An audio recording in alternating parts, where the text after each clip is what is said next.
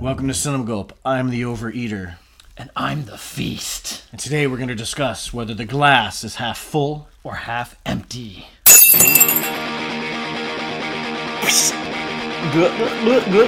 Okay, everybody, this is Ben. And this is John. And we just got back from seeing Glass. But I gotta tell you right off the bat, John, this movie's a f***ing piece of shit. I hate everything about this movie. There's no f***ing cool superhero fights. There's no spaceships. There's no alien f***ing monsters. Glass. I would say, to borrow a line from another superhero film, and to change it a little bit, with great potential comes great disappointment. This film had potential, I thought. I don't know, coming off of Split, I didn't really love Split that much, but it did kind of excite me for the possibilities of where we could go, finding out that this shared universe and seeing what other new characters maybe would be introduced and that kind of thing along the way. And yeah, it was a letdown. I didn't have like the highest of hopes. I didn't really know where the story was going to go, but what they did with it was definitely a letdown in my opinion. Okay, so now here is Ben's Shamalama Ding Dong twist. I actually really liked this movie. What? Didn't see that coming, did you? I guess not. See, because I front-loaded it with how much I hated it, and then I totally pulled the rug out from under you and told you I kind of like it. I didn't love it. But I didn't hate it. That was a ruse to get everybody on one side. But when you said with potential comes disappointment, here's my thing about Glass. I just don't know what I would have been happy with or disappointed with. It's sort of like no matter what he did, I don't think it was going to work. And maybe that's why it worked. That's why he was so reluctant to do it. And all these fans were like, all these even big famous actors were doing these like campaigns to get him to do a sequel to Unbreakable. I don't really think he initially wanted to, but when his career kind of slowly came back on track, he's like, maybe I'll do that, and that'll elevate me again into a better status. Well, it also seemed like because of all the comic book movies that have come out and become the most popular thing in cinema, this was one of the strange ones that still fit into the comic book realm of films from back before they were popular, and it was so grounded and treated with such a real approach to the world of superheroes that it stood out as a unique film with it. If you want to lump it into superhero films, it was a very unique take. Well, I'm going to get into some things I liked because there's an equal amount of things I liked and didn't like. I like that, well, it's funny that people are calling it that subversion of expectations or whatever. I don't know what that means. This is an M. Night Shyamalan movie. What were you expecting? Did you think he was going to make a straightforward superhero movie, or did you think he was going to make a weird, dark, wacky, odd tale about three kind of lunatics in their own right, people in a mental institution with three very distinctive color palettes? Yeah, I mean, at this point, you have to know that he's always going to subvert expectations. Yeah. That is what he does. This is the movie that you were always going to get if you wanted him to. Like, I think Split was just kind of like, had nothing to do with Unbreakable, except for that little tag at the end. Yeah. Literally had nothing to do with it. Yeah. And then when they're like, okay, well, now we can put all these together. How cool would it be to see, like, boring, subdued David Dunn fight charismatic, crazy Ford, or whatever the hell he's called, Kevin McAllister. I don't know what his name is. Bruce Willis should have been the one in a wheelchair in this movie. Bruce Willis has never changed his expression once in this movie. Yeah, I don't know why I was excited to see what they would do with Bruce Willis's character in this film. Like, he's just such a boring character from the original film as well. So it's like, I don't know why I was interested in seeing the story progress, the story of the grounded superhero, and taking that approach.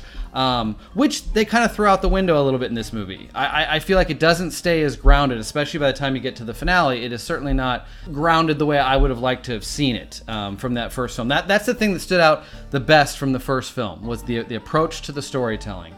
And that it has the typical Shamalama Ding Dong twist that I thought kind of worked in that first film. By the time you get to any of the films now, I just feel like the twists are starting to become obvious to see. Yeah.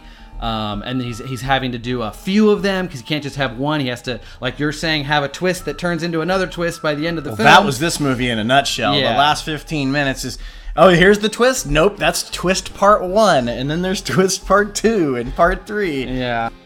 First of all, I thought Samuel Jackson was great when he finally kicked in. Who the fuck is this asshole? I thought he was really good. He just went right back into that character so well. Yeah, we needed more Samuel L. Jackson. Yeah, we needed a little bit more, but obviously they wanted to make it more James McAvoy show, and that's good. Which I expected it to focus on Samuel L. Jackson more being the film that's Glass, yeah, you know, it's and called having him. Yeah. The other films that had their opportunities to focus on the other characters. I thought we would, but the way his character is set up, the condition he's in at this point in his life in this mental hospital. The first half of the film, you understand why you don't get as much of him as maybe we'd like for a film that's supposed to be centered around him. McAvoy still kind of being truly the lead of the film. He is. He's the most pivotal character because, and I do he like has the most roles, that's for sure. Yeah, and he's really good in those roles. I don't think he's just changing his voice. He's mannerisms. He's got everything down. Pat, Shyamalan loves to throw stuff in your face, so maybe there's a little too much of that, him switching back and forth, but I enjoy those scenes. No, I think they did a good job. I haven't gone back and really watched Split again, but just remembering some of the distinct personalities in the film, I think they did a good job of building on the ones that stood out from the first film. Yeah. Anna Taylor-Joy is kind of the sidekick for the Beast. She gets more to do than I thought. Not enough, but God, she's good. Like, I just love her on screen. She's so good. And, like, that little tiny bit that they give her, she just gives a rich performance again. What do you think of Sarah Paulson's character? I didn't like her character. No. I don't really blame her specifically. It's just, it's her name is Dr. Exposition. I mean, it's Dr. Staple, which I guess her script was stapled really well because she was reading from it literally all the time. Sarah Paulson's like, sure, I'll work with M. Night Shyamalan because that's cool. And then she read her script and she's like, so am I the narrator? Because all I do is deliver exposition the whole movie. 100%. Because this isn't a spoiler. There's, these guys are in a mental hospital, and this is all in the commercials, and she is kind of a doctor that specializes in people that think they're superheroes. And the whole movie I'm going, just show her that you can break the fucking chains, Bruce, or David or whatever. And then what I realized is it's more because she's kind of a head doctor. Mm-hmm. So she's literally gotten inside of their heads, making them sort of powerless. So I was like, okay, there's one plot device for her character to be other than just exposition, but for the most part she was pretty terrible. Well, and that was one of the elements, like the potential that the film had that I really liked, but there's only really like one scene, well, maybe not only one scene, but they could have spent more time with her character being in the head of these three mental patients and trying to heal them so that they don't believe in their powers. Yeah. And also the other potential is actually one of the themes in the film is reaching your full potential.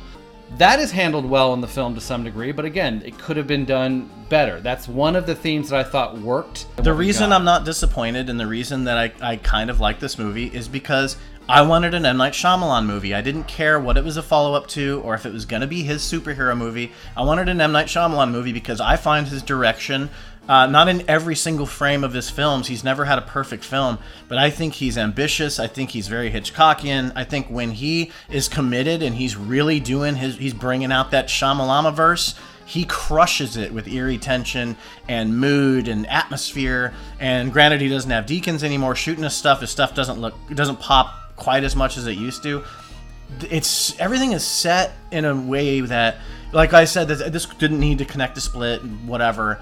I still feel like now that you've seen the three of them and they're all Philadelphia based and stuff like that, they do make sense now more with this kind of capper to me. I thought he really just didn't capture any great set pieces. Every time that it was supposed to be, like from the first couple films, he had that Hitchcockian style that he could really work the tension really well. I didn't feel that really in this movie hardly ever. His use of POV shots is supposed to create an immersive feel during some of the exciting action scenes, or there's very few things you would call an action scene in this film, but the moments of excitement or whatever, or none of those scenes just worked for me. Yeah, the whole movie. I think it's his inability to really shoot action. I don't think he's ever really even done that. I never saw the After Earth movie, but I'm assuming there's action in it. That's terrible. The scene that was really that was building towards in the first act, the first 15 minutes, I was really excited to see, and it kind of failed as far as like lighting. It was really hard to tell what was going on. It wasn't exciting. Bruce Willis just doesn't have any excitement left. He doesn't even have blood. People are like, the best you hear about Bruce Willis in this movie from other critics is he's trying. It's like, really? Why do you think he's trying? He doesn't look like he's trying. He doesn't look any different than he does in these fucking interviews where he badgers journalists for doing their job and asking them questions and sucking his dick in the process. Has any actor ever told you this, Jamie? This part is not acting, what we're doing right now. You might be, but we're just selling the film now. Sales. I think half of the movie shows his strengths, and half of it shows what he felt people were expecting from this movie, and those are its failures. That's, some of the acting is over the top. A lot of the screenplay when it comes to dialogue is too much exposition. One of the things I personally love about The Village is its lack of exposition and just showing you visually a lot of the things happening and letting things unfold. Speaking of his twists, I mean, that's what he's known for. And, in his first couple times, I guess even with Sixth Sense, like, the twist is done well, but the reveal of the twist, even in the Sixth Sense, is slightly clumsy. Like, you wish there was less having to just go back and show us, let us... Do we have to see everything? We as a viewer had already understood it. We don't have to actually see it shown to us. In fact, it's more fun to go back and watch the film and see those moments in real time with the knowledge in your head than having it as a flashback at the end of the film. Exactly. So almost every time he's had a twist, its delivery is a little bit clumsy, and this is no difference here. I think the delivery of the twist upon twist upon twist, almost every single one of them, I felt was a bit clumsy. I agree with you, though. The ending doesn't. The ending finale, showdown, if you call it, doesn't work on a cinematic level. It's very clunky. It's not very exciting because it's literally just old Bruce Willis with his mouth closed, kind of shoving James McAvoy into a van, and then he turn around and James McAvoy shoves him into the van. I love the twists in this movie, even though there's a bunch of them, because this is Shyamalan saying no one's going to fucking respect this movie because everyone's thinking it's going to be something different and it's going to be what they want it to be. So I'm going to try to maybe give everyone just a little bit of what they might want. Hey, here's your superhero thing. Hey, here's it kind of flipped on its ass. Hey, maybe it's back to this. Oh, maybe there was actually a master plan. Oh, maybe there wasn't. Here's these new people. Like, it kind of like it's almost like he's saying, here's 10 different fucking endings. Yeah. If you're a fan of Halloween 5, there's a twist in there for you as well. Do you think Samuel L. Jackson sucked in this movie, or do you think he was good?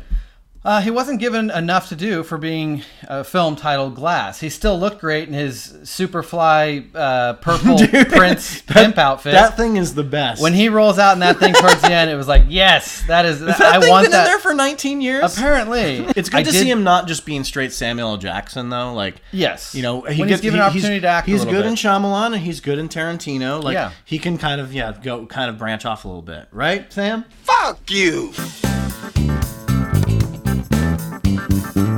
Yeah, this movie was middle of the road for me. There's some elements I liked about it. I still like that it was an interesting continuation off of Split, a film that I didn't really dig all that much myself. The performances stand out in this film from Samuel L. Jackson and obviously McAvoy. He still puts in a really great performance. So I'm going to give this movie a 4.25. Okay. I agree with you on the performances. Sans Bruce Willis on that one. He didn't show up for much of anything. But I'm one of the few people that's really okay with the twists and the direction he decided to take. I think he is saying something, and he is talking about full potential and talking about, like, sometimes what you believe, sometimes what's in your head actually will allow you to do things, kind of like a willing it sort of thing. And then, then you get your rug pulled out from under your Shyamalan thing, and I was okay with it. I wasn't upset. I give this 6.75 gulps. So that was our review of Glass. We hope you enjoyed it. If you did, please click like and subscribe to Cinema Gulp today. You can leave some comments in the comment section below. John, where can they find us? Check us out on Facebook, Twitter, and Instagram. Look for us under Cinema Gulp. Until next time, I'm the underachiever. And I'm the bored. We drink your cinema.